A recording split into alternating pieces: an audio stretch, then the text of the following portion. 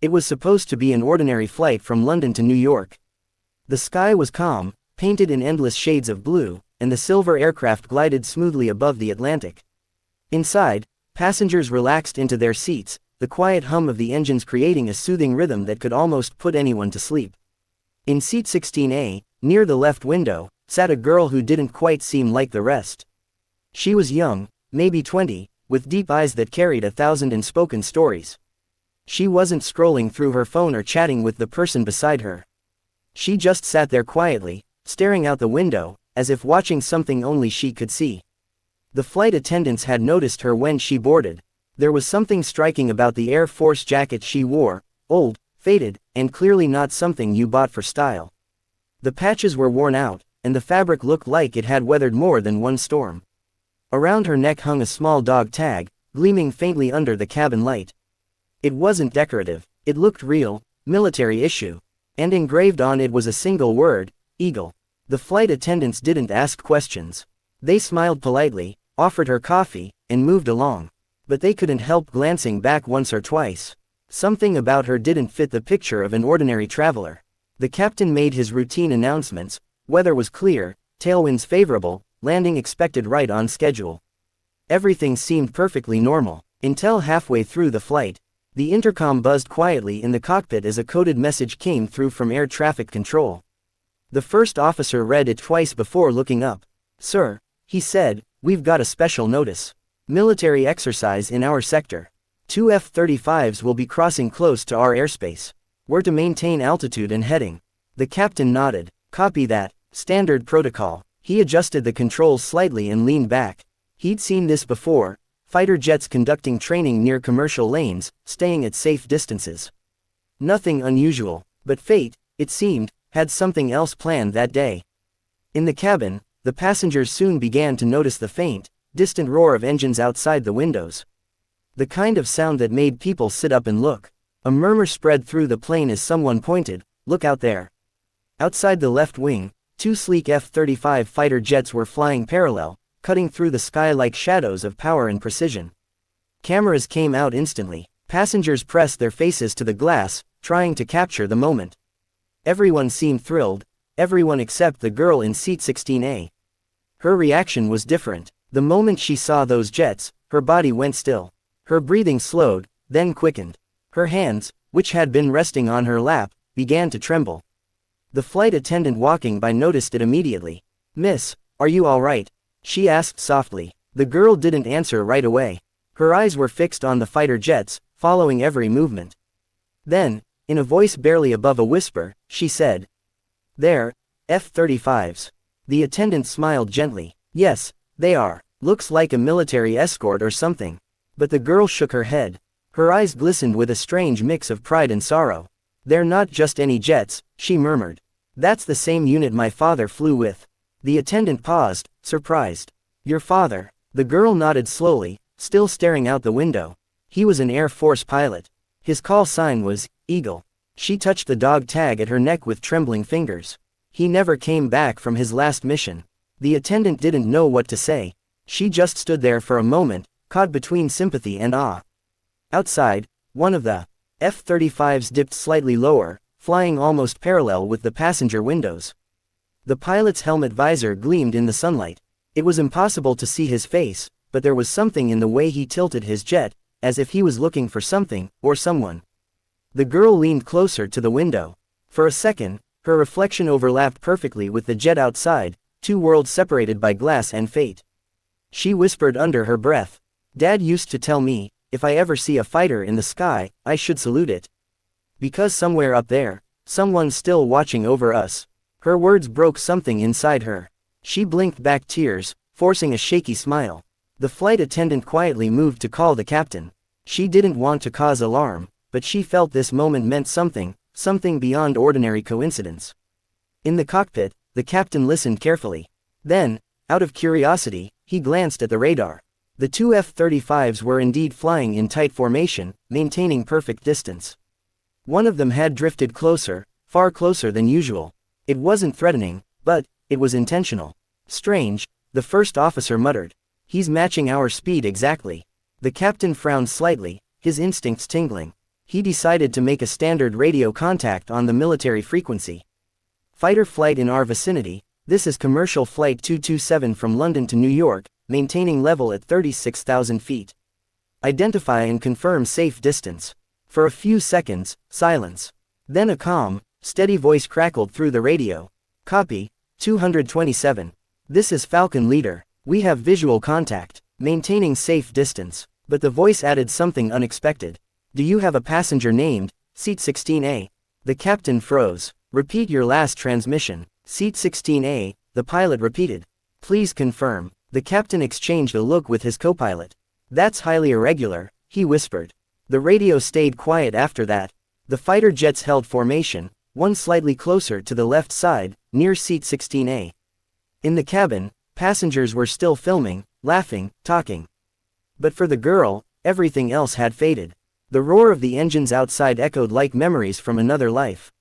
She remembered the day her father left, the same jacket on his shoulders, the same confident smile, and his words. Greater than, if you ever hear the thunder in the sky, don't be afraid, kiddo.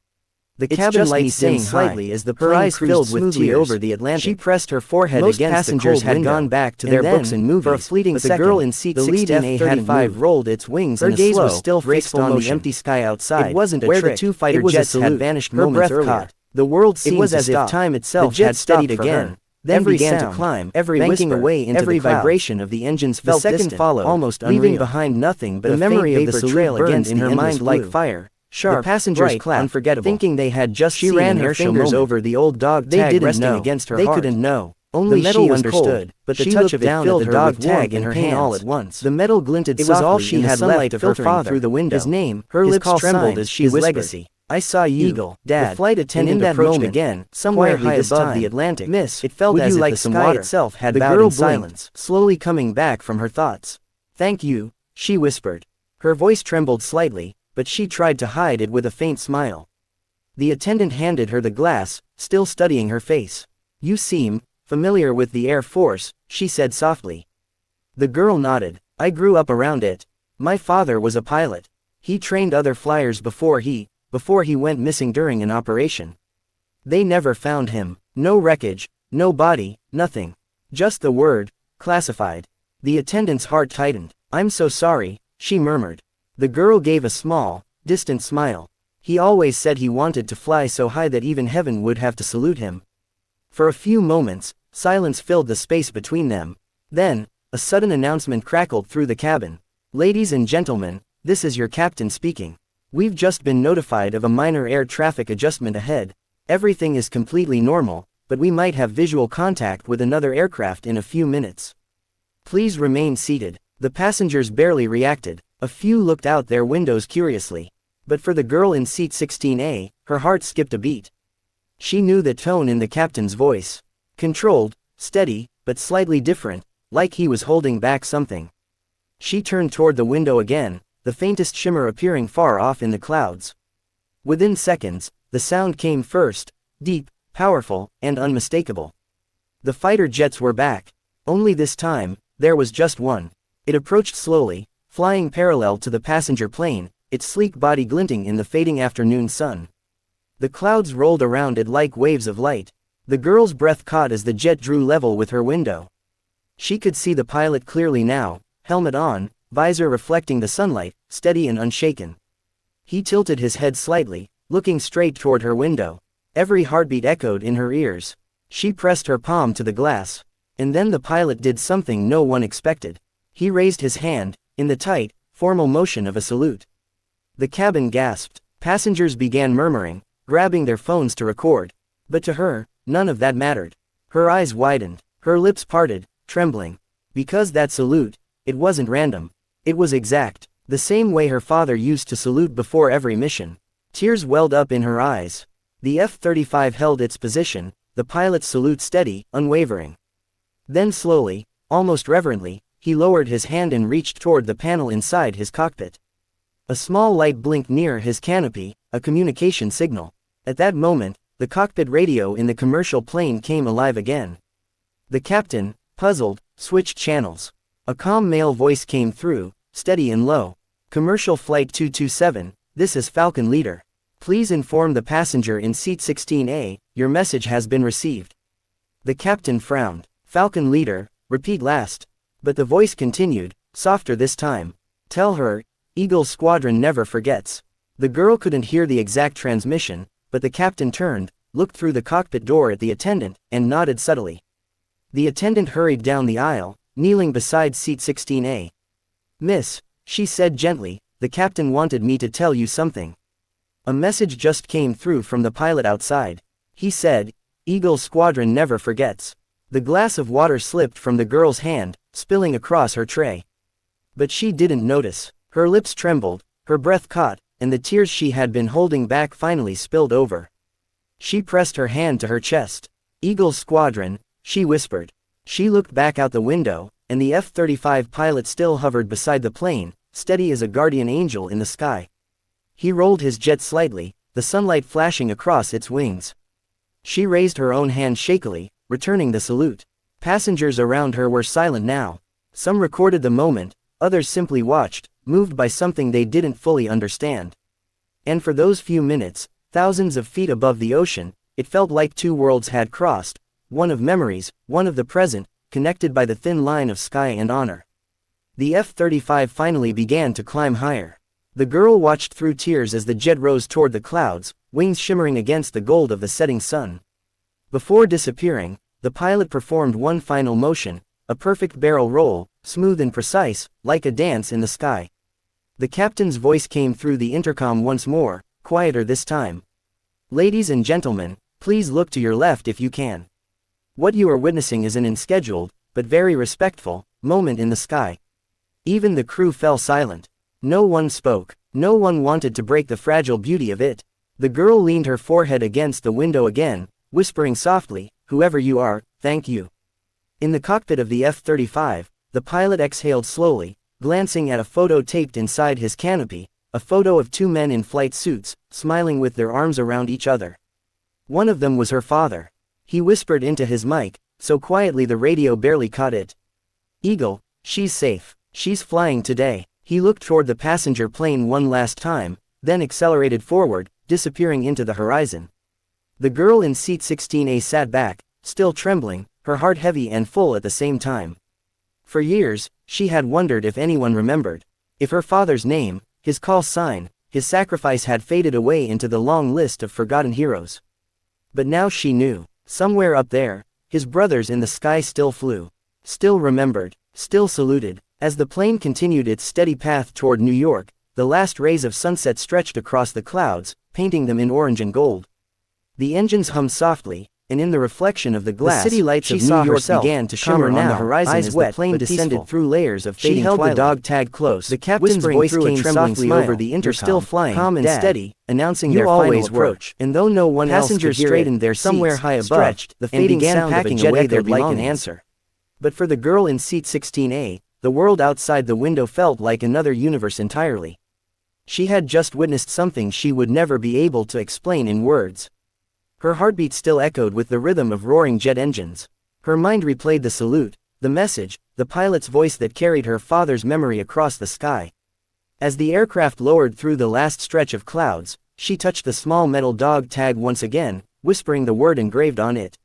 Eagle. The sound of that name carried a lifetime of love and loss, of courage and silence. She closed her eyes for a moment, letting the weight of it settle in her chest. When the wheels touched down and the plane began to slow, the passengers applauded softly as they always did, celebrating a safe landing. But she barely heard them. Her thoughts were somewhere between the heavens and the earth. The seatbelt sign turned off, and people began to rise, stretching, collecting bags. The flight attendant walked past her, paused, and knelt beside her seat once more. There's someone waiting for you outside, she said gently. Military personnel. They asked for the passenger from seat 16A. The girl looked up, startled. For me, the attendant nodded with a small, kind smile. Yes, I think they know about what happened up there. Her heart began to pound again, not with fear, but with something else, a quiet anticipation, a fragile hope she didn't want to admit. As she walked down the aisle, the other passengers smiled at her, some even nodded as if they somehow understood. When she stepped through the aircraft door, the cold night air hit her face, sharp and real. Standing near the jet bridge were two men in dark blue uniforms. Their bearing was unmistakable, U.S. Air Force. One of them was older, gray at the temples, the other young, sharp-eyed, and solemn. Both saluted as she approached. She hesitated, confused. "I don't understand," she said softly. The older man lowered his hand and smiled faintly. "Miss Carter?" he asked. She nodded. He took a slow breath. "My name is Colonel Hayes. I served with your father. We were part of Eagle Squadron." Her eyes widened. "You knew my dad." "I did," he said.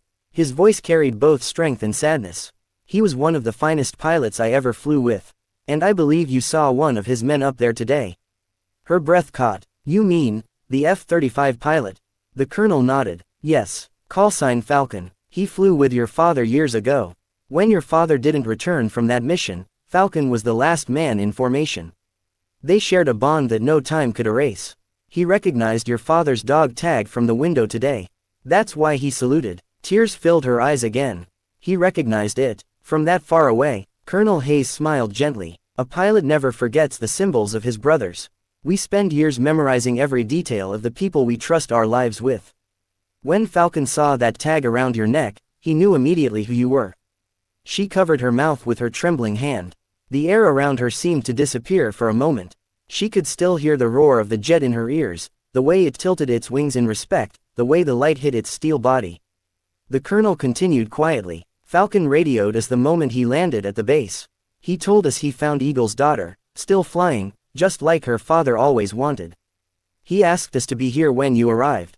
She shook her head slowly, her voice breaking. "I never thought anyone remembered him. They told us everything was classified. They never even sent his belongings back." Colonel Hayes looked at the young officer beside him and gave a small nod. The younger man stepped forward, holding a small box in his hands. He opened it carefully and handed it to her. Inside, resting on a folded piece of Air Force blue cloth, was a flight patch and a set of worn aviator wings. "These were recovered from your father's personal locker," the colonel said softly. "Falcon kept them all these years, waiting for a moment to give them back. He said your father would have wanted you to have them." The girl took the box in both hands. Her fingers brushed over the metal wings, and she could almost feel the warmth of her father's presence. Her eyes blurred as tears streamed down her face. She whispered through her tears, "He used to tell me the sky isn't just air, it's memory. Every sound, every cloud, every echo carries someone's name." The colonel's expression softened. He was right. Some names never fade, they just fly higher. For a long time, she stood there under the airport lights, holding that small box to her chest. The world around her seemed to blur away, the crowds, the noise, the announcements. All she could feel was the deep hum of the engines in the distance, and the invisible connection between earth and sky. Then, from far above, a faint roar broke through the night air. The colonel looked up, smiling faintly. "He's up there again," he said quietly. She lifted her eyes to the dark sky. The stars shimmered faintly, and between them, a faint streak of light crossed the horizon, the afterburner trail of an F-35. Her breath hitched. She raised her hand and saluted, tears streaming down her face. The streak vanished into the darkness, but her heart felt full, lighter than it had in years. The colonel placed a hand on her shoulder. "Your father would be proud, Miss Carter. You reminded all of us what it means to remember." She looked at him with watery eyes and smiled. "He's the reason I'm still flying." The colonel nodded. "Then keep flying, Eagle's daughter." Later that night, as she sat alone near the terminal window waiting for her next connection, she opened the box again. The dog tag caught the light, glowing faintly. She placed her father's wings beside it, aligning them carefully. Outside, the runway lights stretched into infinity, guiding planes one after another into the sky. She watched each one lift off, each one chasing the stars, and whispered softly, "Good night, Dad." "I saw your salute." Somewhere beyond the clouds, the sound of a jet whispered back through the wind, low, distant, but unmistakably familiar. And for the first time in years, she smiled without pain. The world below kept moving, luggage carts rolling, people rushing to their gates, voices echoing through the speakers, but she sat still, calm, whole. Because now she knew her father wasn't lost. He was part of the sky itself. Every time a jet sliced through the air, every time a pilot looked up toward the light, a part of him flew with them. She stood up, slipping her Air Force jacket over her shoulders once more. The fabric smelled faintly of the past, metal, fuel, and home. She adjusted the collar, tucked the dog tag close to her heart, and walked toward the exit. Outside the terminal, the cold New York wind brushed against her face. She looked up one last time at the endless sky, dark and quiet but alive with invisible wings. She whispered one final time, so softly that only the night could hear her. Eagle, mission accomplished. Then she turned, her steps steady, her eyes filled with peace, and disappeared into the crowd, carrying with her the memory of a salute that crossed the sky, a bond between father and daughter that even the clouds could not separate. And somewhere high above, the stars blinked bright.